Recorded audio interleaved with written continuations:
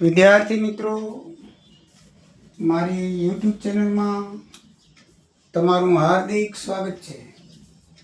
આજે આપણે ધોરણ 10 ની અંદર સ્વાધ્યાય 5.3 ની અંદર આગળ ચાલીએ તો દાખલા નંબર 15 નિર્માણ કામ માટે થયેલ કરારમાં નિશ્ચિત તારીખથી વિલંબ થાય તો નીચે પ્રમાણે દંડની જોગવાઈ છે. પ્રથમ દિવસે 200 રૂપિયા, બીજા દિવસે 250 રૂપિયા, ત્રીજા દિવસે 300 રૂપિયા. આમ પ્રત્યેક વધારાના દિવસ માટે 50 રૂપિયાનો દંડ છે. જો કોન્ટ્રાક્ટર 30 દિવસનો વિલંબ કરે તો દંડની રકમ શોધો. મિત્રો, સરકારી કોન્ટ્રાક્ટર હોય એટલે સરકારી કામકાજ રાખે અને પછી પૈસા એડવાન્સમાં લઈ જાય અને કામ ના કરે, અથવા તો એને મુદત આપવામાં આવી હોય કે ભાઈ તારે 6 મહિનામાં કે 12 મહિનામાં કે 2 વર્ષમાં કામ પૂરું કરવાનું છે, અને જો એ પ્રમાણે કામ પૂરું ના કરે તો સરકાર એના ઉપર શું કરે છે? દંડ કરે છે.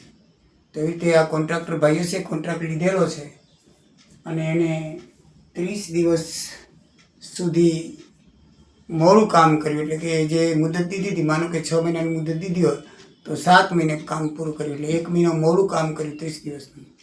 તો 30 દિવસનો 50 રૂપિયા પહેલો દંડ 200 રૂપિયા, પછી 50 વધતો જાય, એમ 30 દિવસના કુલ કેટલા રૂપિયા ભરવા પડશે એ આપણને શોધવાનું છે. તો મિત્રો ઇઝી છે, એકદમ શ્રેણી સરળ છે કે પહેલા દિવસના 200, પછી 50 વધતા જવાના, એટલે ડી બરાબર 50 થાય. ડી બરાબર કેટલા થાય? 50.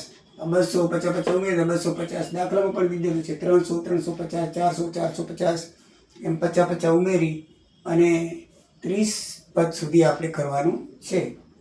તો એ બરાબર 200 થાય અને ડી બરાબર 50 વધતા જાય. આમે તમે 250માંથી 200 બાદ કરો તો 50 જ આવશે.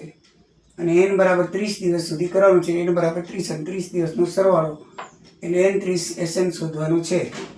બરાબર છે? S30 દિવસ શોધવાનું છે. શું શોધવાનું છે? S30 દિવસ.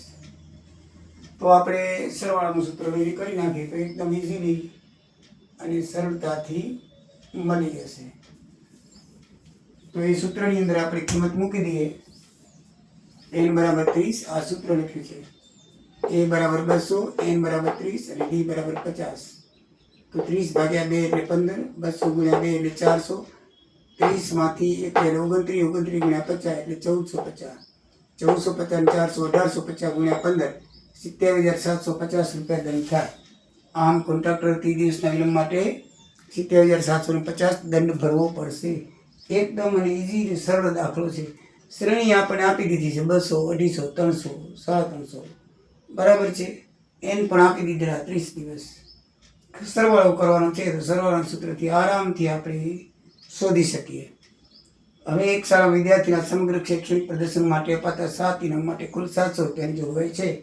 જો પ્રત્યેક ઇનામ આગળના ઇનામ કરતાં 20 રૂપિયા ઓછું હોય તો દરેક ઇનામની રકમ શોધો. અહીંયા મિત્રો ઇનામ 7 છે અને રૂપિયા 700 છે, એટલે આપણે ઇનામની સંખ્યા દઈ દીધી છે n બરાબર 7. ઇનામના ટોટલ રૂપિયા આપી દીધા છે, એટલે S7 બરાબર 700. એ બધું આપી દીધું છે. બરાબર છે? તો આપણે જો ઇનામની સંખ્યા રૂપિયા નથી આપ્યા તો આપણે મોટું ઇનામ બરાબર એ ધારીએ, પણ એ આપ્યું છે કે એક ઇનામ છે એ બીજા ઇનામ કરતાં 20 ઓછું હોય છે. કેવું હોય છે? 20. એટલે જો તમે પહેલું ઇનામ એ ધારો તો બીજું ઇનામ A-20, ત્રીજું ઇનામ A-40, A-60, A-80, A-100 અને A-120 એટલું થાય. 7 ઇનામ છે. 1 2 3 4 5 6 ને 7 પદ બન્યા આપણા. આ છેલ્લું ઇનામ થાય A-120. બરાબર છે? તો હવે આપણી પાસે બધું છે. એ બરાબર અહીંયા પદ A બરાબર A, D બરાબર -20, N બરાબર 7 ને S7 બરાબર 700 આપ્યા છે. તો આપણે એ સૂત્રમાં મૂકી દઈએ તો SN વાળા સૂત્રમાં n બરાબર 7/2, 2 અને a ની કિંમત તો એ જ છે, વત્તા 7 - 1 અને d બરાબર -20. બરાબર છે? આમાં તમે A-20 માંથી a બાદ કરો તો a ઉડી જાય એટલે -20 વધે, એટલે d બરાબર -20 આવે. તો 700 બરાબર SN બરાબર 700 આપેલા. 700 બરાબર 7/23, 2a અને 7 માંથી 1 જાય 6 ગુણ્યા 20 એટલે 120 માઇનસ આવશે, એટલે 2a - 120 માઇનસ થશે. અને 7/23 તો તમે આ બાજુ લ્યો એટલે ઉલટી જાય, 2 7 થઈ જાય 100. 7 ને 700 ને છેદ ઉડાડે એટલે 100 આવે, 100 દુ 200 અને ઓછા 120 આ બાજુ લેવો એટલે વત્તા 120 એટલે 200 વત્તા 120 સામે ખાલી 2 એ વધશે તો 320 ભાગ્યા 2 તો એ બરાબર 160 આવે. એની કિંમત મળી જાય પછી જે આ પદો આપણે ધાર્યા છે એ ઓછા 20 એ ઓછા 40 એ ઓછા 60 એની કિંમત મૂકતા હો 160 ને એમાંથી પાછળની કિંમત બાદ કરતા હો તમારો જવાબ આવી જાય. એ બરાબર 160 એટલે પહેલું મોટું ઇનામ 160નું એ ઓછા 20 એટલે 160 ઓછા 20 140 160 ઓછા 40 એટલે 120 160 ઓછા 60 એટલે 100 160 ઓછા 80 એટલે 80 અને 160 ઓછા 100 એટલે 60 અને 160 ઓછા 120 એટલે 40.